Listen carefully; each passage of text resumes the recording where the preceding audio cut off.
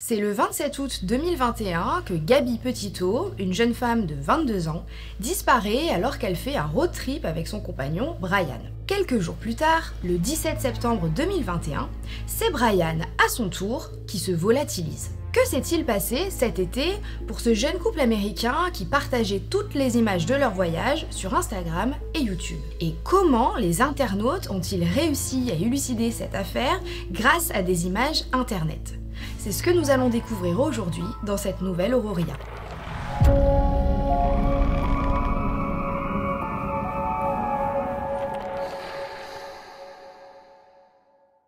Hey! J'espère que vous allez bien ma team YouTube, moi ça va très bien et aujourd'hui je suis ravie de vous revenir avec une histoire élucidée cette fois-ci. Je sais que certains et certaines d'entre vous préfèrent les histoires où à la fin c'est réglé, aujourd'hui c'est le cas. Oui, aujourd'hui j'ai tenté des folies avec un make-up vert. Pour ceux que ça intéresse, j'ai utilisé la nouvelle palette de Marion. J'ai choisi du vert pour aller avec mon super bleu vert. Si vous ne me suivez pas sur Instagram, vous avez raté cette sordide affaire. Je me suis encore croûtée sur ma terrasse. Si je tombe pas sur cette terrasse une fois par an, c'est qu'il y a un souci. Si vous entendez un orage derrière, c'est normal. En ce moment, il y a un orage. Comme ça, on est bien dans l'ambiance pour une nouvelle Auroria. Mais avant de vous raconter cette histoire, place au sponsor du jour. Cette vidéo est en collaboration et sponsorisée par Typologie. Est-on surpris? Toujours pas. Je vous le fais en version x2 parce que maintenant vous devez être habitué. Mais si vous ne connaissez toujours pas Typologie, Typologie, c'est une marque de soins française, vegan et cruelty free. Les produits sont dans des contenants recyclés et recyclables, donc ça c'est important. Et en ce moment, si vous êtes stressé et que ça se voit sur votre peau, soit à cause de la rentrée, soit si vous êtes une fashionista ou un fashionista, la Paris Fashion Week, eh bien j'ai ce qu'il vous faut. Comme d'habitude, j'ai testé plein de produits, dont l'hydrolat de fleurs d'oranger bio. Normalement, vous le connaissez déjà, je vous en ai déjà parlé. L'offre exclusive du jour, c'est que si vous passez par l'un de mes liens dans la barre d'infos, des 45 € d'achat, vous aurez cet hydrolat offert. Bam, direct dans ta trousse de soins, comme ça, gratuit. Il a 99% d'ingrédients d'origine naturelle et il est là pour requinquer la peau, régénérer la peau. Personnellement, je l'aime beaucoup. Ça fait quelques semaines que j'ai testé une nouvelle routine Typologie et franchement, je dois vous avouer que j'adore. Alors que, je vais vous expliquer, mais le premier produit que j'ai vraiment adoré, c'est le lait nettoyant hydratant à l'acide hyaluronique. Sachez que de base, je ne suis pas très fan des textures lait et au final, celle-ci, elle est trop bien. Il est enrichi en actifs hydratants et du coup, il nettoie vraiment très bien la peau sans pour autant la sécher. Et moi, j'ai vraiment des zones de sécheresse sur cette peau, surtout que je l'ai utilisé quand j'étais en vacances en Sardaigne, donc avec le soleil, tout ça, il me fallait vraiment des choses hydratantes. Et bien ce lait hydratant, franchement c'est une agréable surprise, je pensais pas que j'allais autant l'aimer. Le deuxième produit que j'ai eu l'occasion de tester, c'est le sérum repulpant à l'acide polyglutamique. Wouh! Les produits Typologie, c'est super facile à utiliser, mais des fois c'est un peu compliqué à prononcer. Pareil, franchement, trop jolie découverte. Je suis vraiment contente d'avoir pu tester ce produit. Vous l'aurez compris, c'est un sérum qui aide à hydrater la peau et qui lisse les ridules de déshydratation. Donc encore une fois, moi ça me va très bien. Et franchement, ça à mettre avant de se maquiller et tout, genre comme aujourd'hui. J'ai une sacrée couche de maquillage et j'assume. Je ne sais pas ce que ça donnera à la caméra, mais en tout cas dans la réalité, ça fait pas cakey. Ça se voit qu'en fait, j'ai une bonne skincare quoi, donc je suis contente. Et puis comme d'habitude, pour terminer ma routine, la crème aux 9 ingrédients, il y a que 9 ingrédients. Elle a une texture qui n'est pas grasse du tout, c'est hyper léger, elle est sans parfum, elle convient aux peaux sensibles et franchement c'est une pépite. Moi depuis le temps que je vous en parle, au bout d'un moment, je vais pas non plus vous engueuler, mais si vous l'avez toujours pas testé, et ben vous abusez, c'est tout. Si vous êtes à la recherche d'une nouvelle skincare et que vous avez envie de craquer, et bien n'oubliez pas de passer par l'un de mes liens dans la barre d'infos, comme ça des 45 € d'achat, l'hydrolat offert. Et maintenant qu'on a une super skincare, et bien on va pouvoir passer à l'Auroria. D'ailleurs je sais que le dimanche il y en a qui font leur petite routine et tout, skincare, cheveux devant mes vidéos. J'espère que vous êtes bien en train de vous détendre. Et si vous n'êtes pas en train de faire vos soins, et bien j'espère que les courageux que vous êtes confortablement installés dans le noir. C'est parti. Aujourd'hui il y a peu de trigger warning, ceci dit il est quand même assez costaud. On va parler de violence, notamment de violence conjugale, comme ça vous êtes prévenus. On va commencer par découvrir le couple Gabi Petito et Brian Laundrie. Gabrielle Venora Petito est née dans l'état de New York, à Blue Point, le 19 mars 1999. Elle est l'aînée de 6 frères et sœurs, demi-frères, demi-sœurs, et elle vivra une enfance tout à fait normale, aux côtés de ses parents, Joseph et Nicole, qui finiront par divorcer. En 2017, elle obtient son diplôme au lycée Bayport Blue Point, situé à Bayport. Gabi, elle est décrite par ses proches comme une jeune fille très douce et passionnée par la nature, le yoga, l'art et la nourriture. Elle fera même d'ailleurs des études de nutritionniste. Par contre, elle ne tient pas en place, elle adore voyager et bouger et partage de plus en plus de photos et vidéos sur Instagram où elle commence quand même à être considérée comme une influenceuse voyage. En mars 2019, elle re-rencontre Brian Laundrie, né le 18 novembre 1997, et les deux tombent amoureux. Je dis re-rencontre parce qu'en fait, ils s'étaient déjà connus au lycée, ils s'étaient mis ensemble, mais ils se sont séparés après l'obtention du diplôme de Brian, qui était un petit peu plus vieux. Et c'est très peu de temps après leur retrouvailles que Gabi va emménager avec Brian chez les parents de Brian à Northport, en Floride. Le couple est un couple assez fusionnel, ils passent beaucoup de temps ensemble puisqu'ils travaillent même au même endroit, Publix, un supermarché. Elle à la pharmacie et lui au rayon épicerie. Ils prévoient même de se marier prochainement puisqu'ils se fiancent en juillet 2020. Comme je vous l'ai dit, Gabi est une fan de voyage, donc elle s'achète une camionnette Ford Transit Connect 2012 aménagée en camping-car pour un énorme road trip avec son compagnon. Gabi Petito et Brian Laundrie démarrent ce road trip en van le 2 juillet 2021. Ils disent au revoir à leurs proches et partent pour 4 mois de voyage en amoureux. Un peu plus tôt, à la fin de l'année 2019, ils avaient déjà fait ce genre de voyage à deux pour visiter Las Vegas, Yosemite ou encore Pismo Beach. Par conséquent, ils sont déjà habitués à faire de la route ensemble, à la vie commune, et ils font même partie d'une communauté appelée les Van Lifers. En gros, c'est une communauté de personnes qui sont habituées à vivre dans les vannes, à voyager beaucoup. Bref, c'est ce qu'ont prévu de faire Gabi et Brian pendant 4 mois. Le 2 juillet 2021, le road trip commence par la visite du monument Rox, du parc national de Zion, où ils dorment à la Belle Étoile, ou encore celui de Canyonlands. Honnêtement, un road trip en amoureux pour deux passionnés de voyage, à bord d'un van aménagé, ça paraît vraiment être un rêve éveillé. Malheureusement, et vous l'avez compris, ce rêve éveillé va rapidement se transformer en cauchemar. Les problèmes débutent le 12 août 2021 lorsque quelqu'un appelle les urgences pour signaler qu'un couple est en train de se battre à Moab dans l'est de l'Utah. Apparemment, l'homme aurait giflé la femme, il se serait couru après, se serait battu en se criant dessus, et puis ils seraient repartis ensemble. Selon les témoins, lorsque la femme s'est assise côté passager, elle aurait demandé à l'homme: pourquoi dois-tu être si méchant? Hi, I'm right on the corner of Main Street by Moonflower, and we're driving by, and I'd like to report a domestic dispute. Florida with the Florida license plate, white land, gentleman, about 5'6" beard. They just drove off. They're going down Main Street. They made a right onto Main Street from Moonflower. Or what were they doing? But what do you say? What were they doing? We drove by and the gentleman was slapping the girl. He was slapping her? Yes, and then we stopped. They ran up and down the sidewalk. He proceeded to hit her, hopped in the car, and they drove off.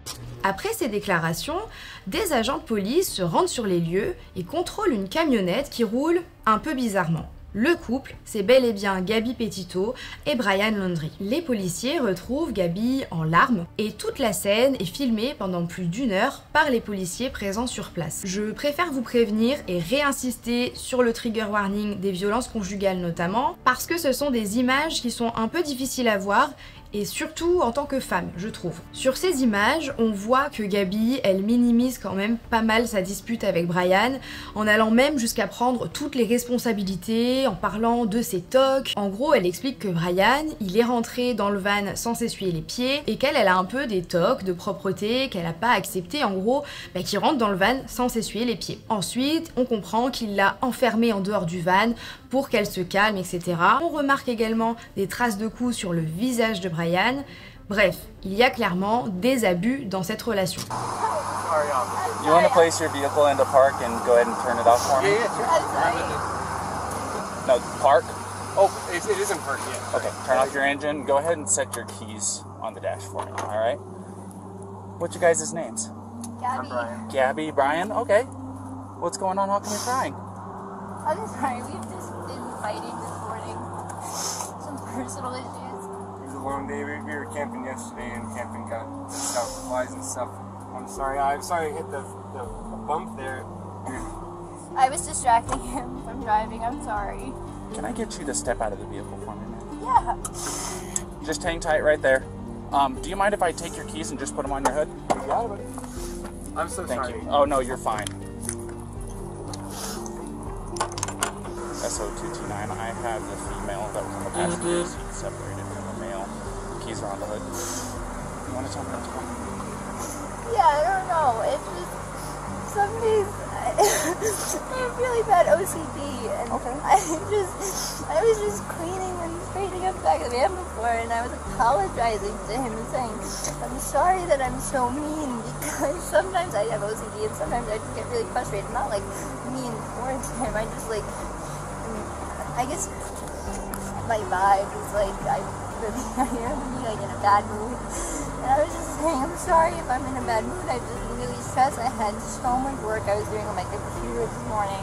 What do you do for a living? Well, I used to work at an organic juice bar, but I just quit my job. Okay. I was a nutritionist. That was my That's job. cool. And I just quit my job to travel across the country. And I'm trying to start a blog. I have a blog and stuff. So I've been building my website. So I've just been really stressed, and he doesn't really believe that I could do any of it. So that's kind of been like a, I don't know, he's like a downer. I don't know, we've just been fighting all morning, and he wouldn't let me in the car before. And then Why wouldn't he let you in the car? Because of your OCD? He told me I needed to calm down. Yeah. But I'm perfectly calm. I'm calm all the time, and he really stresses me out, and this is a rough morning. Well, why don't we do this? Why don't I sit you down in the back seat of my car? You're not in any trouble, okay? I'm not going to be putting handcuffs on you. You obviously don't have any weapons.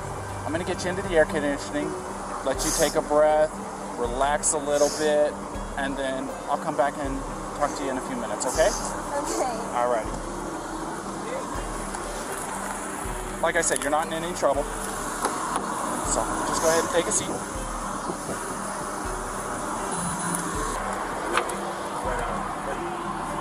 Gabrielle, you talked to my fiance, right? What's that? You talked to Gabrielle, right?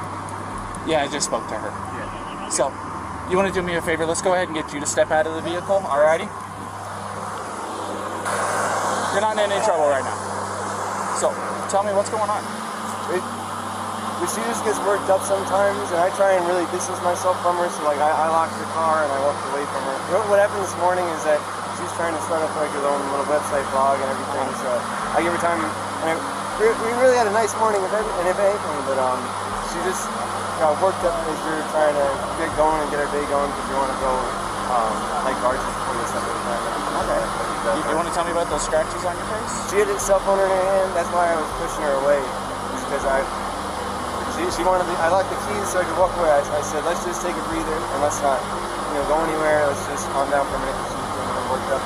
And then she had her phone and was trying to get the keys to her, so I got away. I was just trying to, I know I shouldn't push, but I was just trying to push her away to go, let's just take a minute, step back and breathe.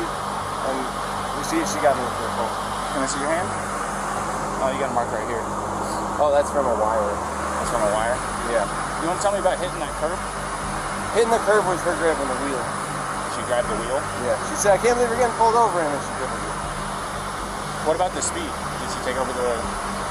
No, I take over the pedal on you? If I was going fast, I'm sorry. No, it's probably just the moment of like, I'm still shaking now. The adrenaline, seeing the lights flashing up, and then her gripping the wheel. So if I sped up, I'm sorry about that. Or if I was speeding beforehand, I'm sorry about that. Yeah, it took quite a bit to catch up to you. So, yeah. I'm sorry about that. We're just going into the park again to get water because we have a 6-gallon water container to fill up. So we're just grabbing water for the hike.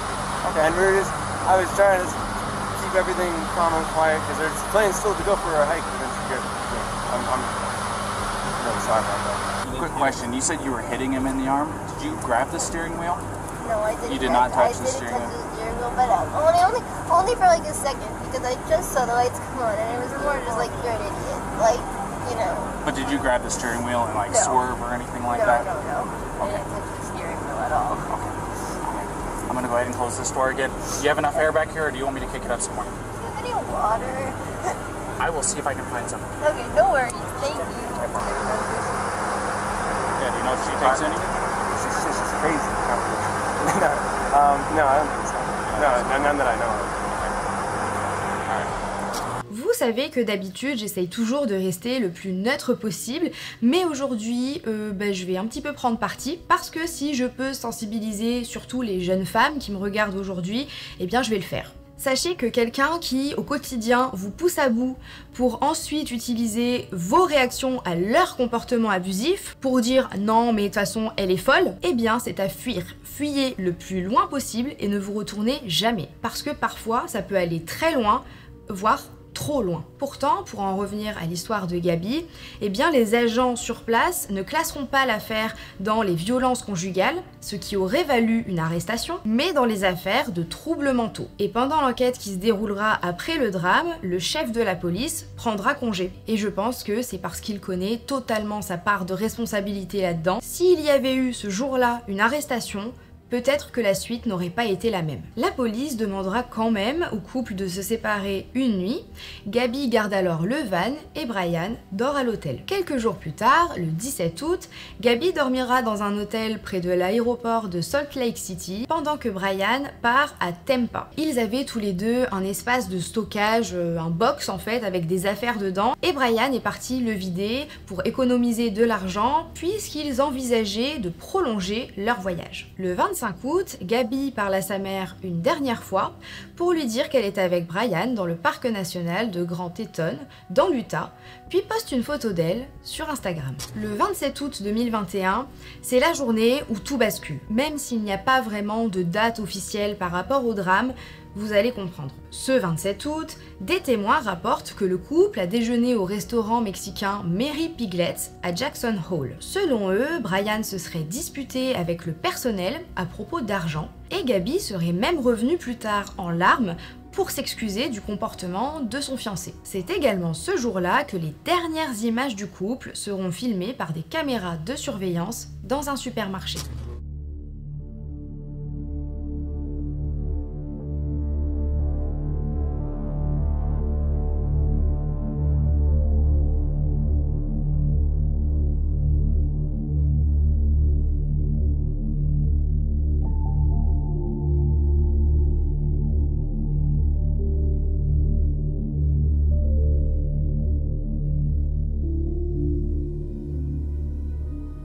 Le 29 août, soit le surlendemain, Brian est pris en autostop, seul, par un couple qui le trouve un peu bizarre, un peu agité. Un peu plus tard ce même jour, Brian sera à nouveau pris en autostop près de Jackson Lake pour aller à Spread Creek. Le 30 août 2021, Gaby envoie un SMS à sa mère pour lui dire pas de réseau dans le Yosemite, ce qui est assez étrange puisque logiquement ils sont censés être à des centaines de kilomètres de Yosemite. En tout cas, c'est le dernier texto qui sera envoyé de son téléphone. Le 1er septembre, Brian rentre enfin de leur périple au bord du van de Gaby, mais sans Gaby. Elle n'est pas avec lui comme elle aurait dû l'être. Il regagne la maison de ses parents à Northport et puis toute la famille part camper dans le plus grand des calmes, au parc Fort de Soto. Ce qui est étrange, c'est que logiquement, les parents de Brian devaient bel et bien partir camper, mais ils avaient prévu de partir un peu plus tôt. Et la maman de Brian a annulé ce voyage pour deux la veille du retour de Brian, et puis elle a réservé à nouveau le même voyage,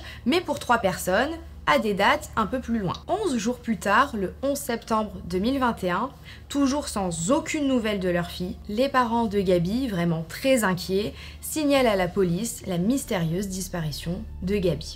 Et là, les amis, Internet s'en mêle. Je vous rappelle que tous les jours, Gaby et Brian postaient des photos et des vidéos de leur périple sur les réseaux sociaux. Et le 15 septembre, alors que tout le pays s'inquiète vraiment pour Gaby, les autorités publient sur les réseaux la fameuse vidéo du contrôle de police de Gaby et Brian. Tout est toujours énorme aux États-Unis, donc ça devient tout de suite médiatiquement une énorme affaire. Et là, plein de groupes se forment sur Facebook, sur Reddit. C'est vraiment des groupes d'enquêteurs pour tenter d'expliquer la disparition de Gaby. Tous ces contenus sont scrutés à la loupe, ils sont analysés et tout le road trip est retracé via une carte interactive. que je vous mettrai dans la barre d'infos si ça vous intéresse. Au même moment, un couple de vlogueurs commence à interpeller un peu les gens sur internet parce qu'il se peut qu'ils aient filmé par accident le van de Gaby.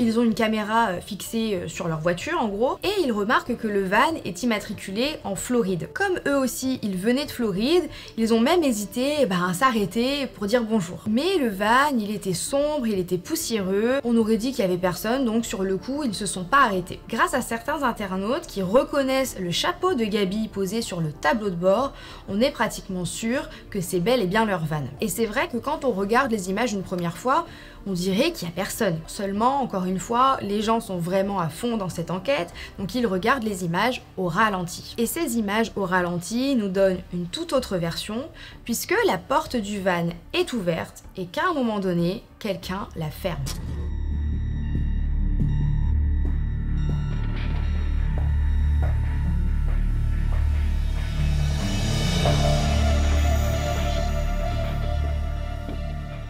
Alors comme ça, on se dit oui, ils ont juste filmé le van pendant leur voyage, c'est pas une affaire d'État, mais vous le verrez plus tard, on réentendra parler de ces images et de cet endroit. Un autre témoin contactera quant à lui le FBI pour signaler un homme qui se comporte étrangement à bord d'une camionnette blanche autour de Spread Creek le 26, 27 et 28 août. Le 15 septembre, Brian, qui était rentré un petit peu plus tôt, devient aux yeux de la police une personne d'intérêt. C'est un terme utilisé pour parler des personnes qui pourraient être impliquées dans une affaire criminelle sans être accusées officiellement ou arrêté. La famille de Brian adopte alors une stratégie qui ne plaira à personne, qui mettra même tout le monde en colère en vrai, se terrer dans le silence et engager un avocat. Celui-ci déclare alors « Nous espérons que la recherche de Mademoiselle Petito sera couronnée de succès et qu'elle retrouve sa famille. » Sur les conseils d'un avocat, la famille Laundrie reste en retrait à ce stade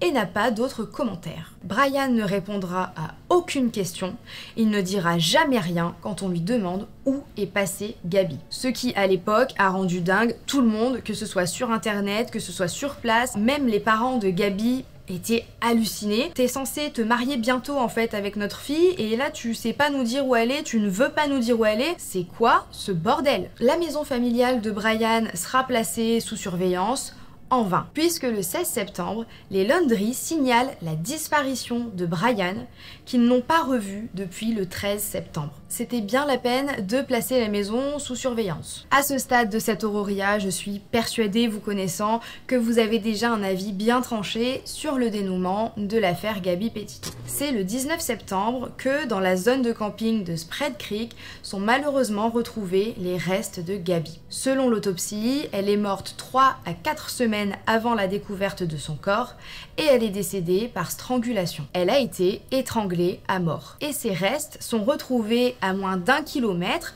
de l'endroit où les vlogueurs de Floride avaient filmé le van. Vous vous souvenez? Officiellement, la police, elle ne l'avouera jamais et peut-être que c'est juste une coïncidence. Mais beaucoup, moi y compris, pensent que c'est grâce à cette vidéo qu'ils ont retrouvé son corps. Dites-moi dans les commentaires ce que vous en pensez. Est-ce que vous pensez que c'est grâce à cette vidéo ou que c'est juste une coïncidence? C'est une histoire qui est très récente, mais je pense que si vous suivez ce genre d'affaires, etc. sur les réseaux, vous avez déjà vu passer cette histoire, et si vous l'avez vécu un petit peu en temps réel, moi je me souviens qu'à l'époque, la police voulait rien savoir des enquêtes internet. Ils paraissaient parfois même assez bornés, ce qui est normal aussi, hein, je comprends, c'est leur métier de mener l'enquête, ils n'ont pas besoin des internautes. Il n'empêche que je pense quand même que ces images, elles ont bien aidé. En tout cas, durant l'enquête, la police découvre que la carte bancaire de Gaby a été illégalement utilisée par Brian entre le 30 août et le 1er septembre. Donc c'est ce motif-là qu'ils utiliseront pour essayer de l'arrêter avec un mandat d'arrêt. Sa maison, elle est perquisitionnée,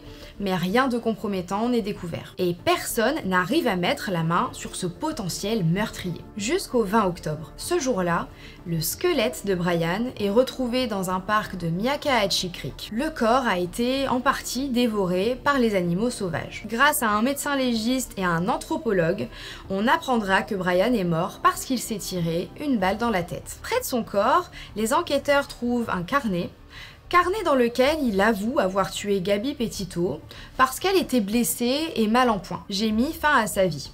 Je pensais que c'était miséricordieux, que c'était ce qu'elle voulait. Mais maintenant, je vois toutes les erreurs que j'ai faites. Je mets fin à ma vie non pas par peur de la punition, mais plutôt parce que je ne supporte pas de vivre un autre jour sans elle. Encore une fois, dites-moi ce que vous en pensez dans les commentaires. Je pense que vous comprenez à mon ton que moi, je ne crois pas du tout à cette version. Je ne pense pas qu'elle était blessée et qu'il l'a tuée pour abréger ses souffrances. C'est possible, hein, mais moi je n'y crois pas. Une lettre envoyée par sa mère a également été retrouvée dans son sac. Lettre placée dans une enveloppe sur laquelle il était inscrit à brûler après lecture. Et voici une partie du contenu de cette lettre. Si tu es en prison, je ferai un gâteau et j'y mettrai une lime. Si tu dois te débarrasser d'un corps, j'arriverai avec une pelle et des sacs poubelles. Je veux juste que tu te souviennes que je t'aimerai toujours et je sais que tu m'aimeras toujours. Tu es mon garçon, rien ne peut me faire cesser de t'aimer, rien ne peut ou ne pourra jamais nous séparer, peu importe ce que nous faisons, où nous allons ou ce que nous disons, nous nous aimerons toujours. Encore une fois, plusieurs théories possibles. Soit Brian a avoué le meurtre à ses parents, soit ses parents se sont très bien doutés de ce qui s'était passé, le connaissant vraiment et voyant que Gabby n'était pas revenue. Je me souviens qu'à l'époque, beaucoup soupçonnaient les parents de Brian de l'avoir aidé à dissimuler le corps, etc. Mais ça n'a jamais été prouvé. Le FBI clôture alors l'affaire, estimant que justice a été faite puisque la vérité a éclaté. Pourtant, en juin 2022, Joseph et Nicole, les parents de Gabby, portent plainte contre les parents de Brian et font savoir leur mécontentement contre la police qui aurait sûrement pu éviter ce féminicide lors du contrôle effectué juste avant le meurtre. Je suis à 100% d'accord avec les parents de Gabby. La pauvre, franchement, la pauvre, quelle horreur. La police a été confrontée quand même à ce couple où il se passe des choses hyper problématiques pendant plus d'1 heure et ils ont posé les bonnes questions. Quand on regarde toute la vidéo d'1 heure, ils posent les bonnes questions, ils s'inquiètent pour Gabby, etc. Mais le fait d'avoir classé ce dossier dans les troubles mentaux et pas dans les violences conjugales, c'était vraiment l'erreur à ne pas faire parce que du coup, pas d'arrestation et si il y avait eu cette arrestation, peut-être que Gabby Petito, aujourd'hui, elle serait toujours en vie. Je trouve cette histoire hyper triste, encore plus quand on sait que lâchement Brian est décédé et que du coup il sera pas réellement puni. C'est assez triste et c'est assez rageant quand même. Bon, vous vouliez une histoire avec une fin, alors voilà la fin, mais je vous avais pas dit que ça allait être une super fin. Je ne sais pas si vous connaissiez l'affaire Gabby Petito, dites-moi ça dans les commentaires, dites-moi si vous en aviez déjà entendu vaguement parler, ou si comme moi à l'époque vous aviez vraiment tout suivi en temps réel. Et puis dites-moi ce que vous pensez de cette affaire. Est-ce que vous pensez que Brian il était vraiment abusif depuis longtemps et que personne ne l'a vu? Est-ce que vous pensez que c'était un coup de folie? En tout cas, si ça vous a fait quand même plaisir de passer un petit moment avec moi et que vous avez aimé ce contenu, n'hésitez pas à me le faire savoir en explosant le compteur des likes, ça m'encourage vraiment beaucoup. Je suis pas à la course aux statistiques, je regarde pas très souvent, mais de temps en temps j'aime bien quand même regarder les likes puisque c'est ça qui me permet de savoir si vous avez aimé mon contenu. Et puis dites-moi dans les commentaires comment ça va, comment s'est passée votre rentrée. C'est pas parce qu'on n'est plus sur des vidéos lifestyle et tout que vous pouvez pas me raconter votre vie dans les commentaires. Dites-moi si vous avez fait votre rentrée au collège, au lycée, en quelle classe, en quelle spécialité. Et puis si vous avez fait votre rentrée au travail, et dites-moi ce que vous faites dans la vie. Parce qu'on grandit quand même, hein, mine de rien, ensemble, mais j'ai peu l'occasion de savoir ce que vous faites dans la vie. Si vous en êtes à ce moment de la vidéo, racontez-moi votre vie, je serai ravie de lire tout ça avec mon petit café dimanche. Comme ceux qui en sont à ce moment de la vidéo sont les meilleurs, sachez que normalement pour la prochaine Auroria j'aurai une très grande annonce à vous faire, donc j'ai hâte. Sur ce, moi je vous fais de très gros bisous, je vous dis à la prochaine et surtout prenez soin de vous. Ciao.